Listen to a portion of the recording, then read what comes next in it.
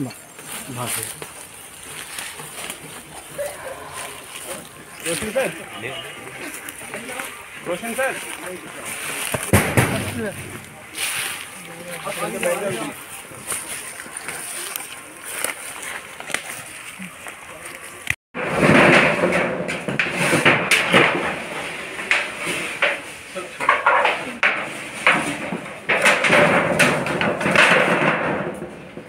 में दो है ना वहाँ पे आरो दो है ना, तो एक उसको जो सर है वहाँ पे कमाने पर आ रखे हैं, उनके साथ गाड़ी में बैठाइए, मैं लोकेशन भेज रहा हूँ आपको, यहाँ भेज दिए, ये साथ आ जाए, उनके साथ आ जाएंगे। गवर्नमेंट कॉलेज, ठीक है। मैं तादिल थोड़ी दो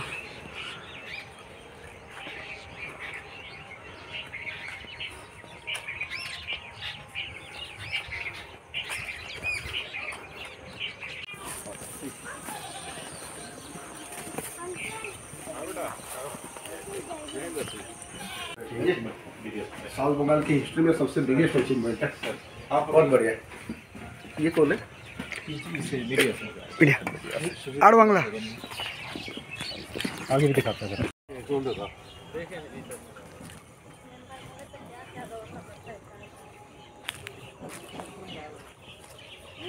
आगे होके देखो ना, मैंने भी नहीं हुआ बना हुआ है, नया बना है, मैंने से कम है। एक और नया पेंट कूट से तला लगा हुआ है, जंग भी नहीं लगा, अभी नया है। एक और आ गया, निकल करे उठा भागी कैसे लोग सारा इधर एक बना रहा है। बोलते पारबो अरे तो आपका इलाका है ना ये। अरे तो आपके एरिया में इतना सामान आके रखता है, इतना पूछा बनता है, और मेंबर को पता नहीं है कि किसके जमीन में ये खुदाई हो रहा है और इतना बड़ा बंकर बन रहा है। ना मेंबर के बोल नहीं सर, हैं? मेंबर के बुलेट है नहीं सर। नया मेंबर एक पेड़ कटता है। हाँ, नतून तो ये कितना टाइम हुआ? एक डेढ़ साल नया होता है मेंबर। हाँ आप मजाक करते हैं आप। ना मजा कर ये जाने ना मेंबर को कैसे पता चलेगा? जीतोरे किया है सर मेंबर की जन्म मेंबर बड़ी सर चलिए कोई बात नहीं। क्या नाम है आपका? सुजाता हल्दर। आप कौन से पार्टी से हैं आप? टीएमसी। देखो ठीक गौर से, एकदम बारीकी से, वैसे जैसे देखना चाहिए, स्कैन करते हुए नीचे ऐसे मार मार के पूरा हटा के एक बार पूरा सॉरी सकते। ये सारे अपने अपने आदमी दो आदमी खड़े कर दें जहाँ जहाँ पे है। 2 आदमी यहाँ, 2 आदमी वहाँ, 2 आदमी यहाँ, सारे एक दूसरे के कांटेक्ट में रहेंगे, हथियार वाले। अरे यहाँ 2 और गार्ड नहीं, जो 2 गार्ड थी ना जो हमारे साथ आई थी, कहाँ गया ये सुरेंद्र का? यू मॉनिटर इट, ठीक है। ये वाला आगे वाला देखते हैं, ठीक है। ये देखना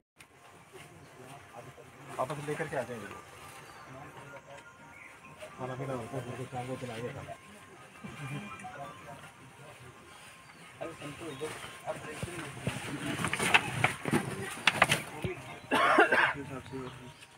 वैसे हमने बात कर ली, ठीक अच्छा वो लंबाई ना है, लंबा यहाँ तक 10/5 है सर। हाँ 20 मिनट लगेंगे सर। मैं उधर से काट देता हूँ अगर आपको, ठीक है। नहीं नीचे नहीं जाए, बहुत बस अब हो गया खत्म।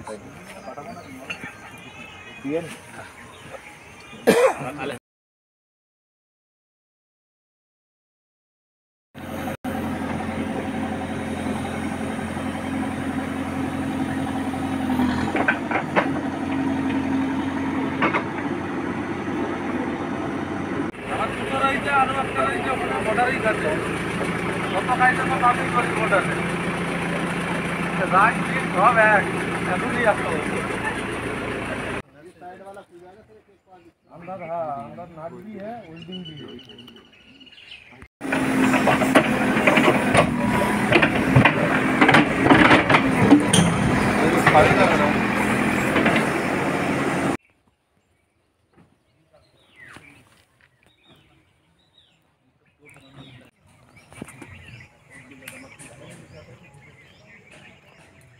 बलवीर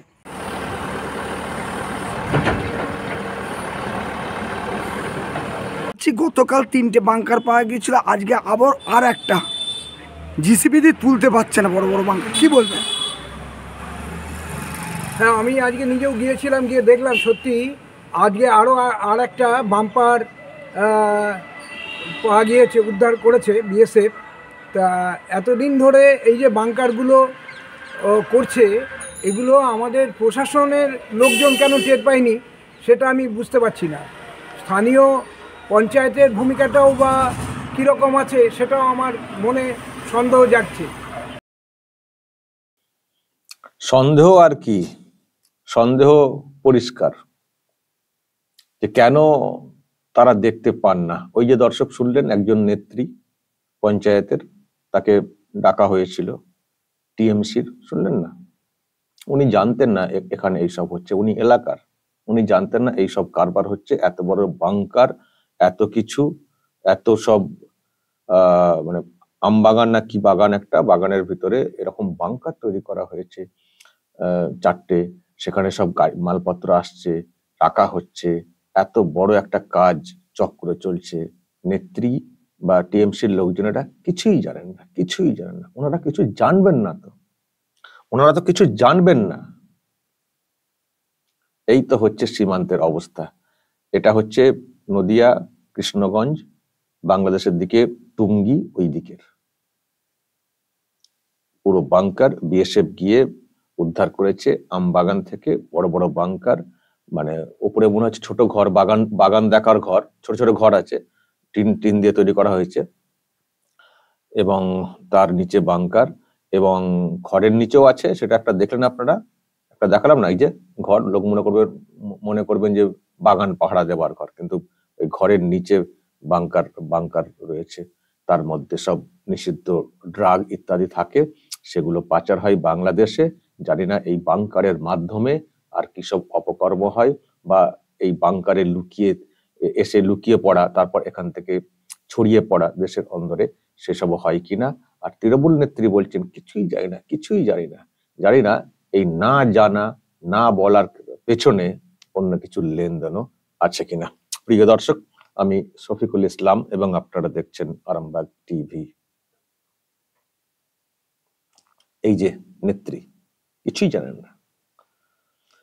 আমি দর্শক অনেকবার বলেছি আপনাদেরকে যে সীমান্তে এই যে মানে তার দেওয়া, বেড়া দেওয়া, এই নিয়ে দেখবেন রাজ্য সরকারের সদিচ্ছা নেই। রাজ্য সরকার এখনো জমি দেয়নি, এটা নিয়ে বিতর্ক রয়েছে। ফলে সব জায়গাতে এখনো কাঁটাতারের বেড়া দেওয়া যায়নি, 72টা জায়গাতে ফাঁকা রয়েছে, সেখান দিয়ে এসব চোরাচালান কাজ কারবার চলে। আর এই অনুপ্রবেশ তখনই আটকানো সম্ভব, শুধু বিএসএফ এর পক্ষে সম্ভব না। কিছু বললেই দেখি এই রাজ্যের শাসক বলে বিএসএফ কি করছে। বিএসএফ কি করবে? তুমি তো 72টা জায়গাতে এখনো কাঁটাতারের বেড়া দিতে দাওনি, ফাঁকা রেখে দিয়েছো, জমি দাওনি। আর বিএসএফ কি ওই দূরবীন নিয়ে বসে থাকবে? ওই জঙ্গল দিয়ে, আমবাগান দিয়ে দূরবীন নিয়ে দেখবে? সম্ভব? তারের বেড়া থাকলে তার পাশ দিয়ে রাস্তা থাকবে, সেখান দিয়ে টহল দিবে বিএসএফ, তাহলে নজরদারিটা ভালো হবে। তো এটা সম্ভব। এখন যেহেতু বেড়া নেই, যেটা দরকার সেটা হচ্ছে সংশ্লিষ্ট এলাকার শাসক দলের শিবিরের সদিচ্ছা। যে শুধু বিএসএফ একার পক্ষে সম্ভব না, তাদের পক্ষে ম্যানুয়ালি সব জায়গায় ঘোরা, নজরদারি করা সম্ভব না।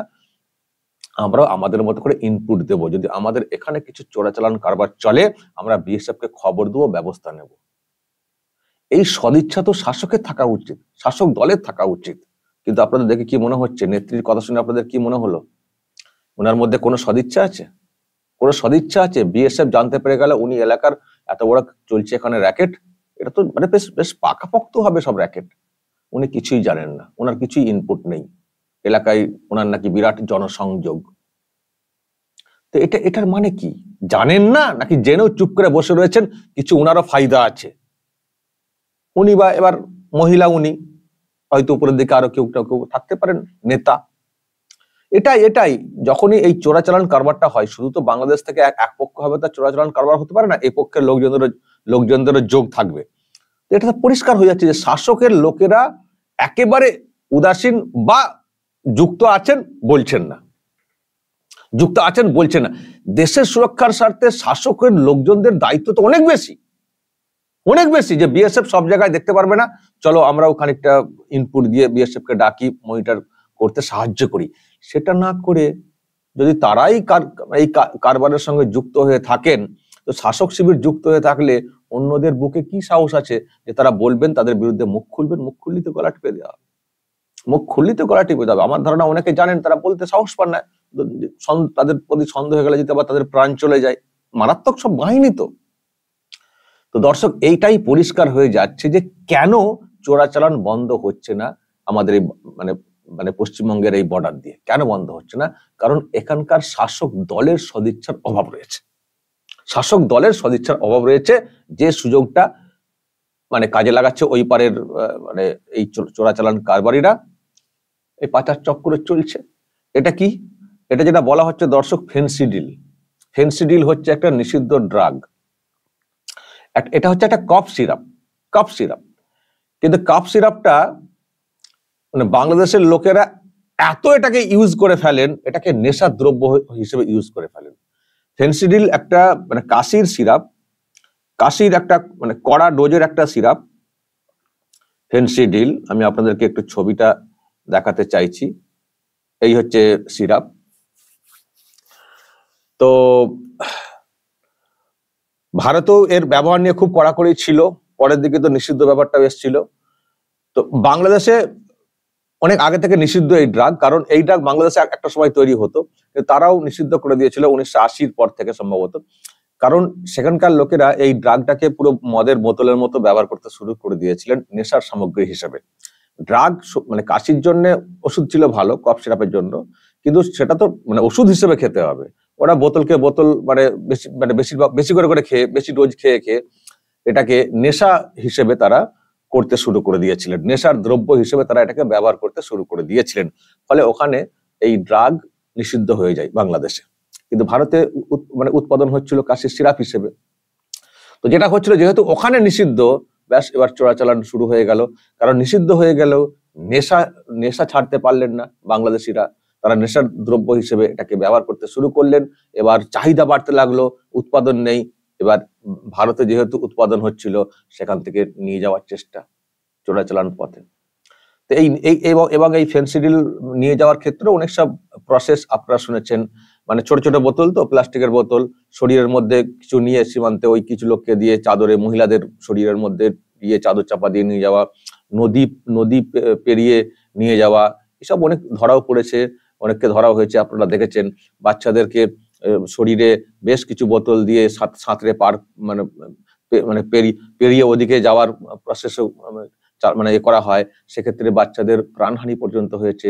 সেসব খবর আপনারা দেখেছেন, এসব নিয়ে আমরা দেখেছি। মানে সীমান্ত পারাপারের বিষয়টা সেটা তো পরের বিষয়, কিন্তু এই যে বাংকার করে এক কাছে রাখা এবং এখান থেকে পুরো ছড়ানো, এ বিরাট চক্র, বিরাট চক্র, বিরাট চক্র। বাংলাদেশিদের এই নেশার সামগ্রী মানে হওয়াতে একটা বিরাট চাহিদা, সেজন্য এখান থেকে এই মালগুলো ওখানে নিয়ে যাওয়া হয়, চড়া দামে চলে, সবই মানে একটা ওইরকম পাচার চক্রের মধ্যে পড়ে।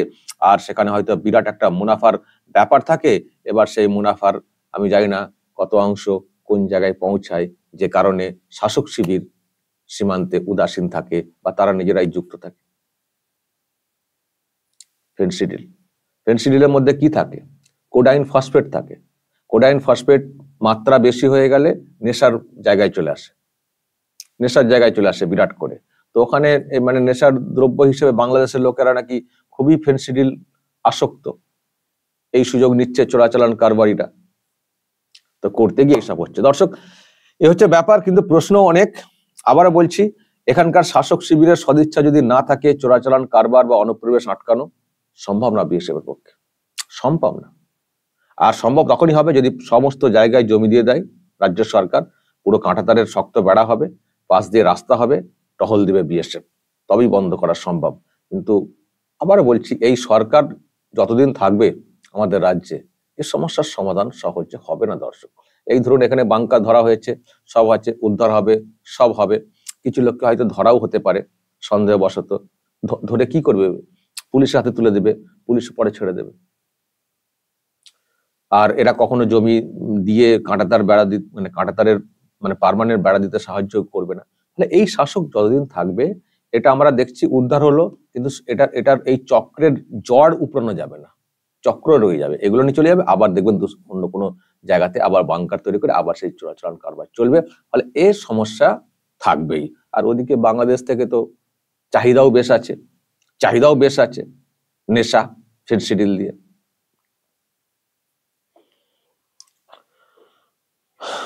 কিন্তু যেটা আমি বলছিলাম যে এই বাংকার টাঙ্কার মানে যেভাবে করা হয়েছে, তো জঙ্গি এসে লুকিয়ে থাকবে, এটাও তো একটা ভাববার বিষয়। মারাত্মক দর্শক, ওদেরকে কি বলবো, বাংলাদেশের ব্যাপারে তো যা বলার বলছি, কিন্তু আমাদের রাজ্য সরকারের সম্পর্কে সব থেকে বেশি করে বলতে হবে, রাজ্যের মানুষকে সব থেকে বেশি সজাগ হতে হবে। একে না করতে পারলে, ঘায়েল করতে পারলে এই সমস্যার সমাধান হবে না। দর্শক বলবেন যা বলার, কমেন্ট বক্সে নজর রাখবেন আরামবাগ টিভিতে।